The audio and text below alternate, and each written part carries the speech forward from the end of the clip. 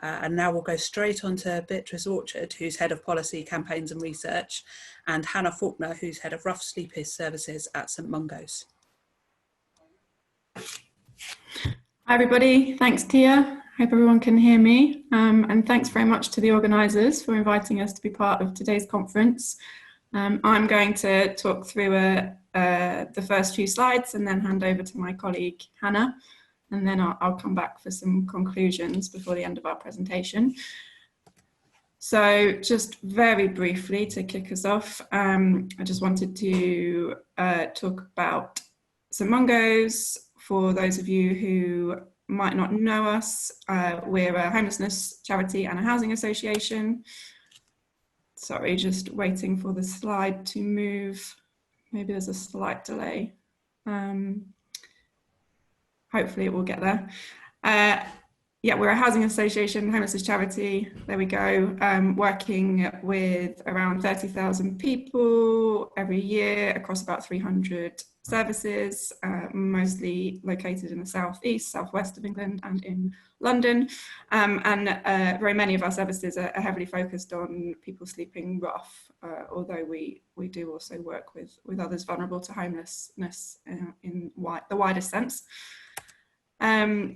We, as Gill has kind of talked about already, I thought it was really worth looking at the context in relation to rough sleeping prior to the pandemic. There we go. And the fact there's been a really significant rise in the number of people sleeping rough as captured in the official counts and estimates on a single night in England since 2010, which is when this graph starts. 141% increase, in fact, in the number of people sleeping rough across the country since 2010. And I think equally, Gill's talked about this really extensively, but the relationship between homelessness and health, I think, is incredibly starkly demonstrated by the fact we've also seen a steep increase in the number of people dying while rough sleeping and in emergency accommodation in that period, and the number of people who died in 2018, according to the Office for National Statistics, was 726 people. So that's the equivalent of 2 people every day. And the average age of death of those people for men was 45 and for women was 43. So again, that fundamental relationship between homelessness and poor health is very plain to see. It's also really worth recognising that that since 2018 and the government's rough sleeping strategy, we have started to see a steady decline, again in the official counts and estimates, of people sleeping rough, which is really welcome. Clearly there's a long way to go still to get to the government's own target of ending rough sleeping by 2024. But I think, you know, we've even heard it today, for those of you who heard from the homelessness minister in the video earlier in the day at this conference. You know, there is an absolutely serious political will and commitment to achieving that target, and some very significant resources now being directed towards achieving that. So all of that has given us a reasonable basis, I think, on which to be able to respond swiftly to the public health emergency brought on by COVID. And I will just try and move to my next slide. There we go. You know, and as many of you will be aware, when there was, once the pandemic arrived in the UK, very quickly, charities like St Mungo's, housing associations, local authorities and other partners started to think about, well, what should the response be in order to keep people safe, knowing the dangers of sleeping rough, but also knowing that communal shelters and assessment hubs, where there are shared sleeping spaces, were no longer safe in the context of COVID. Work quite quickly went on to look at what safe emergency accommodation could look like for that group. And by the end of March, again, as Gill said, there was the letter and the instruction from government to all local authorities in England to get everyone in. And St Mungo's has played a big part in that, along with lots and lots and lots of other organisations and national government, local government. We've been able to, through the Everyone In initiative, support up just under 2,700 people to date to stay safe in emergency hotel and youth hostel accommodation in the areas where we run services. And I'm going to hand over to Hannah to give you much more of a sense and an insight into what that experience has been like for people working and also staying in that emergency hotel accommodation. Thanks, Bea. So I'm Hannah Faulkner and I'm head of rough sleeping services for St Mungo's. And prior to COVID, I kind of oversaw No Second Night Out and Somewhere Safe to Stay, huge services that are kind of first ports of call for people who are new to the streets and rough sleeping. And I guess it's worth saying that the setup of these were big rooms, 25 to 35 in a big room. They would sleep on the floor until we were able to move them on. And yeah, not suitable for Corona at all. So obviously we had to change things. And I guess the first thing we did was to stop these services, and we decanted everybody into hotels. So we closed all of our shared space type services initially and moved them into hotels. And then we targeted winter night shelters that were kind of overseen by the GLA. Again, same setup, people sleeping kind of often church floors, big rooms, lots of people together. We worked with people being discharged from hospital, and then also outreach teams being able to refer directly in. So we decanted and moved people into 7 hotels across London, and I oversaw those, and that was a total of just over 800 clients. It was a real organisational approach, even though it kind of sat in my region. In terms of the organisation, we organised the food, we linked in with our kind of recovery college, ensuring people had like entertainment and things to do while we're in there. So it was a real all hands-on project. We staffed these, we're really, really lucky in that we're able to just move staff teams over from existing services. So we were able to put qualified, skilled staff members into the hotel. And as we're now moving on to moving people out of the hotel, that's really coming with its own benefits, because these staff aren't just kind of there to be a body to keep people safe. They're really able to start caseworking and moving things on for people. The hotels are 24-hour covered. We use security as well and kind of agency. So I guess just to refer to the points on the slides, the rooms are individual with ensuite, and we provided the 3 meals a day. The hotels are nice, and people have been really pleased with the accommodation they've been offered. They've had support to all sorts, access to all sorts of support, mental health, drug and alcohol, getting their prescriptions sorted, and all of this we've been able to do kind of remotely, so them not having to go to meetings, not having to leave their hotels, lots of kind of telephone calls, Zoom conversations being facilitated by the staff that are based on the hotels. In terms of kind of support in kind of infection control, we've had massive input from health teams into the hotels. So initially all hotels had a kind of health team based in the hotel that would support with people that showed symptoms of Corona, COVID-19, and people who are just generally unwell. So being able to offer immediate support and care for those people. And I guess, like I said a minute ago, now our focus is really on about moving people on from those hotels. So making sure that the hotels don't just end and people return to the streets, but this is a real opportunity to kind of end rough sleeping for these people longer term. That's that one. I'll move on to the next one. So I kind of touched on this anyway, but yeah, it's been such a unique opportunity. Like for us at St Mungo's, it's been humbling and amazing to see how many people in a very short space of time we can just end their rough sleeping. I mean, some of the people that we managed to get into the hotels have been engaging for years with outreach teams, and why they came in, we get to kind of get to the real core of it, but kind of word from the kind of streets and I guess outreach teams is it's been that, you know, there was a real panic around COVID, and there was this urgency that everyone was kind of involved in and pushing, but also the fact that the hotels were a really nice setup. People weren't going into some hostel that they'd heard about, that had been in before and they'd been chucked out of. They were given a room, there was dignity involved, they had their own bathroom, they were treated as a guest in the hotel. I mean, what was great was all of the hotel staff were still on site, so they're kind of checking in, getting their room key. All of these little things really made people feel like they were being wanted and treated with a real level of respect that was so deserved and really paid off.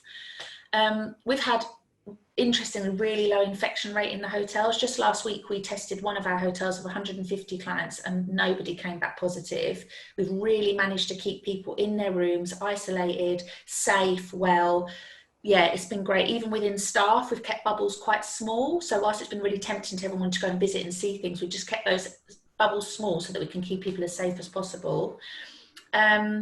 National leadership and funding, definitely it's national, and it's been like the fact that this has been such a big project and everybody's been involved has been so just helpful, because you can get things done, we can get questions answered, we can get resources if we need it, we can get things moving. There's no kind of jumping through hoops and having to argue with individual local authorities or anything like that. It's really been all hands on deck.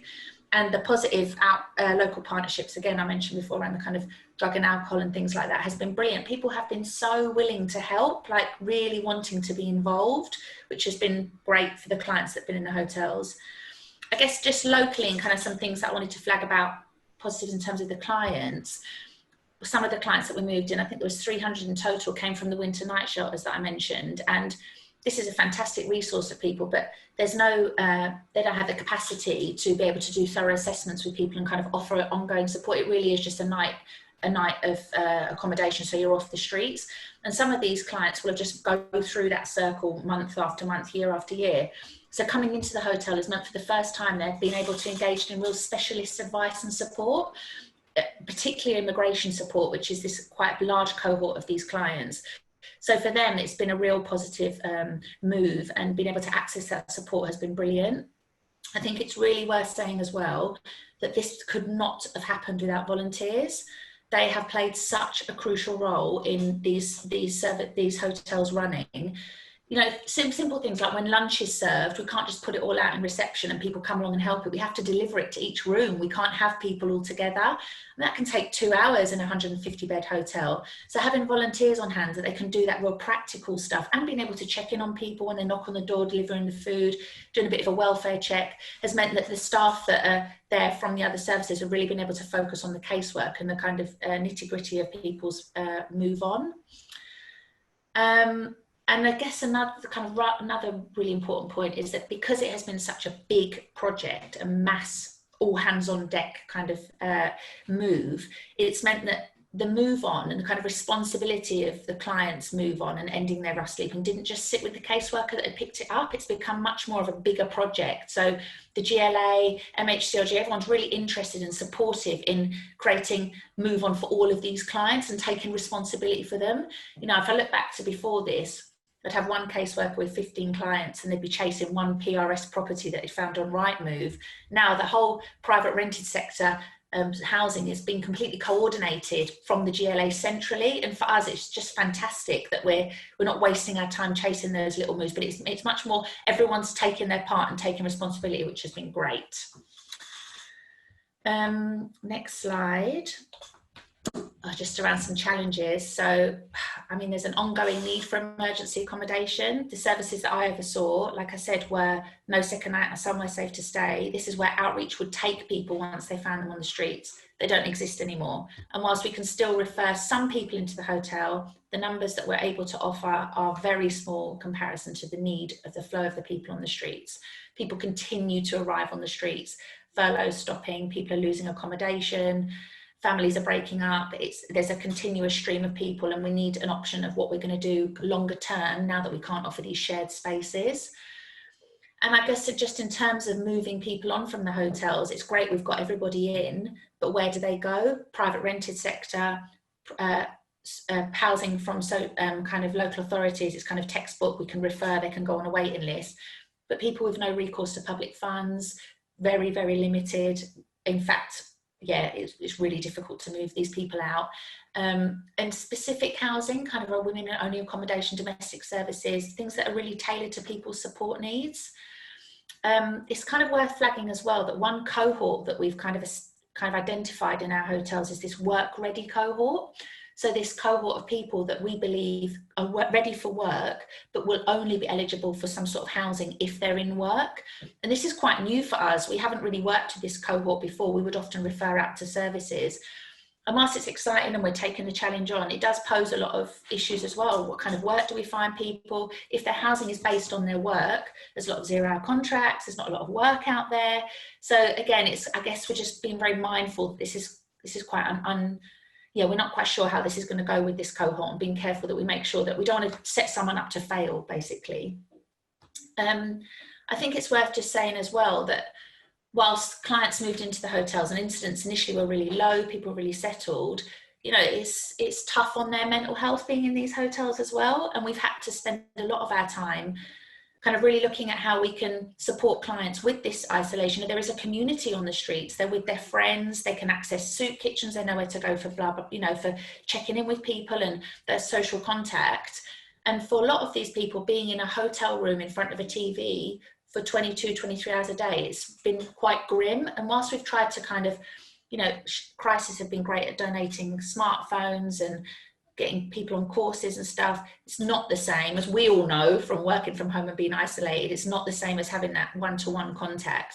So I think that's been quite a challenge for staff as well, having to be, you know, listen to this and support with it, because it's obviously really difficult to take, and there's not much we can do with that. So yeah, just thought it's worth highlighting that challenge. That's it, B, from me. Great. Thanks so much, Hannah. That was brilliant. So final slide from me, and I'll try and whiz through this so we've got time for the questions.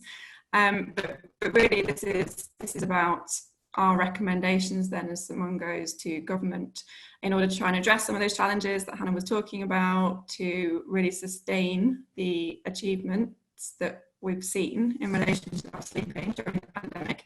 And yes, couldn't agree more with one of the comments I saw around, it is a shame that it's taken a pandemic to actually try and really have this absolutely concerted effort with all those kind of partners on board in that coordinated way, as Hannah described. But here we are, so let's focus on not going back, which is the name of our campaign, to put these recommendations to government. And first and foremost, urgently, we've been pushing very hard for some further funding for councils in order to be able to procure emergency accommodation for a longer period. Actually, lifestyle still at risk from COVID. Yeah, we're seeing lockdown being eased now, but clearly the public health emergency continues, and for that reason alone, among many, we don't want people going back onto the streets. And obviously, therefore, we're really, really pleased, really delighted with the announcement, and if I haven't seen it today, that the government's announced another £105 million for local authorities in order to achieve just that. And and to find that emergency accommodation, interim accommodation that is suitable, that is self-contained, and whatever guys that might be. If hotels want that, I'm going to stop you just a second. Your audio's not working at all, I don't think. So try turning your camera off and just saying the last bit again and see if that helps us. Sorry. That's much better. Frustrating. Okay.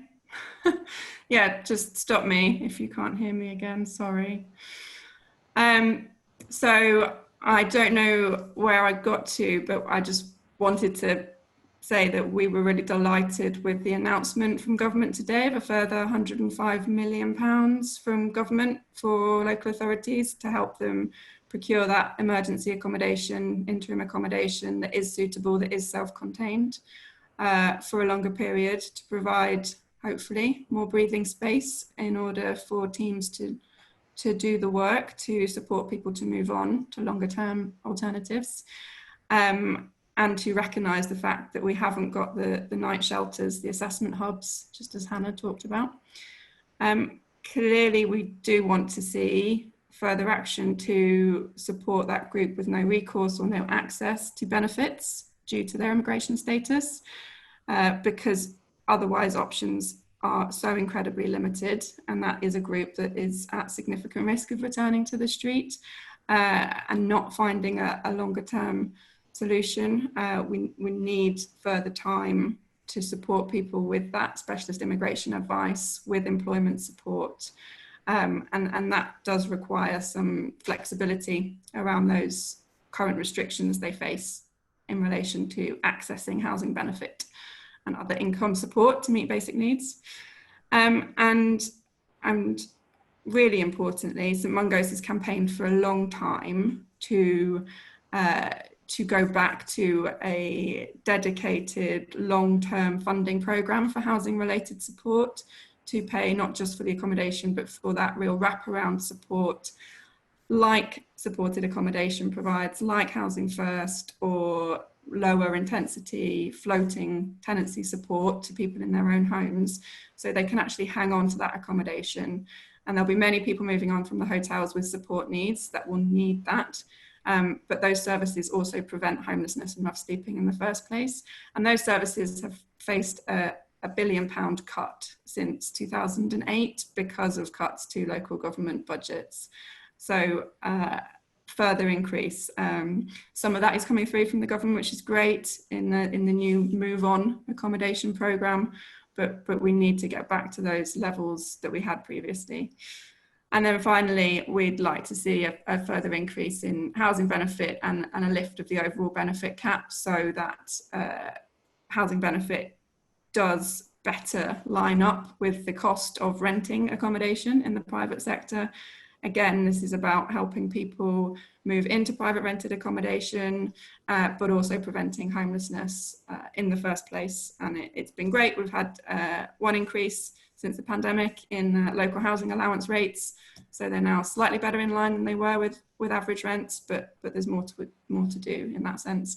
And really, you know, just to say again, to reiterate, this has been, yes, the context is horrendous. No one wanted the pandemic, but actually the Everyone initiative has been brilliant. And colleagues I speak to, and not just Hannah, do feel really positive about the opportunity it's created. So a great moment to look at those recommendations really seriously and hopefully sustain some of this really good achievement.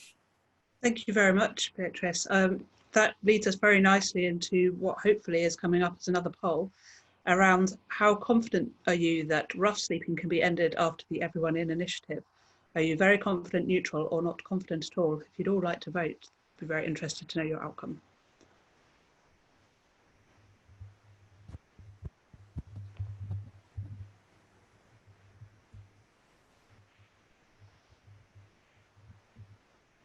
Don't know if mine's just, I was going to say mine's slow. I just wondered if we've got a couple of minutes for Q&As. We've got some really good ones on the list, but whether Gill or Beatrice or Hannah had any reflections quickly on this poll.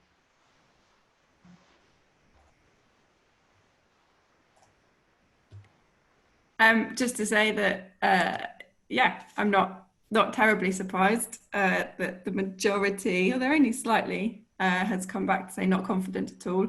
It still feels like a long way off, particularly from the starting point at its peak. And obviously rough sleeping only being the tip of the homelessness iceberg as well. I am interested if wider public perception on this has changed, because I know research has shown that in the wider public as well, there isn't really the belief that rough sleeping can ever be ended. But yeah, we know what works. I think from St Mungo's point of view, we always try and make the case that it absolutely can be, and we know how to do it and we know what works. And there are international examples of where people have basically got to zero rough sleeping. So yeah, we will keep plugging away at that. Thank you. Gill, we've got a couple of questions on data that you might know the answers to, around whether the breakdown of numbers of those captured as homeless and also covers what needs they have, like health needs, or if they're disabled, and whether the data includes sofa surfing. The data is variable and at different geographies. So I think we have, through MHCLG, been very recently asking for a bit more information from each local housing authority as to where someone originated. So were they rough sleeping prior to coming into the emergency accommodation, or are they new? to homelessness, for example, they may have been surfing. So we do have that data, and that each local housing authority should have that data, because MHCLG has asked the question.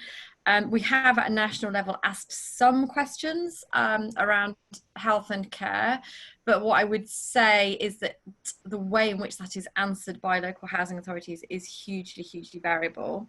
And I think that is something that actually we are actively working across the departments and about at the moment, because this, again, another thing that we knew before this and is now really evident, is that I suppose that understanding it in an insufficient granularity that we can actually do something about to meet needs is still remains a problem. So I mean, for example, in London, we do have some really fantastic health and care data generated through a clinically led healthcare assessment, but that's not for everybody accommodated in London, and that can tell us lots about all aspects of people's health and care needs, but like I say, it's not for everybody. And we need to get to that position of consistency so that we really understand the problem that we're trying to solve, and that's a perennial problem and bugbear of mine forever and a day. But we have some, but not all data. Thank you. We're definitely running out of time for Q&As, but there's another quite interesting one that both Sue Wilson and Gemma Clennon have raised that all three of you might have a thought on, around lots of local authorities using hotels at the moment, and what next when there's only a limited supply of housing. This is something Hannah touched on as well when she talked. I know there's no easy answers to this question. Yeah, so this is definitely something that we're very aware of, that people are in hotels. Hotels aren't going to last forever. They're expensive. They're not permanent accommodation. I mean, I'm confident that those conversations are happening, and that, it's not been ignored, but what happens longer term, I don't know. And I think it highlights the need for more kind of provision in terms of in local authorities, so kind of more hostel housing, easier access to PRS. Yeah, and like we say, more people have come to the streets. So where will these people go? It's not. The flow hasn't ended. Be if you've got anything to add to that. No, and only just on a very practical point. So absolutely, principle is, solutions should be housing led. This should be about a permanent settled home for somebody. And, there are all manner of recommendations out there for how we build the social housing we need, and how we get more quickly to a point where there is enough housing. But also on a practical point, the emergency accommodation that we might need longer term. Hotels, some will want their hotels back for commercial use very soon. Local authorities are in talks with student accommodation providers, for example, to look at using student accommodation as one option, as an alternative that could provide that sort of self-contained accommodation, and might be more available than it has been in previous times, with more students working remotely. Well, let's wrap that up there. A huge thank you to Gill, Beatrice and Hannah for all of that focus on rough sleeping and answering those questions.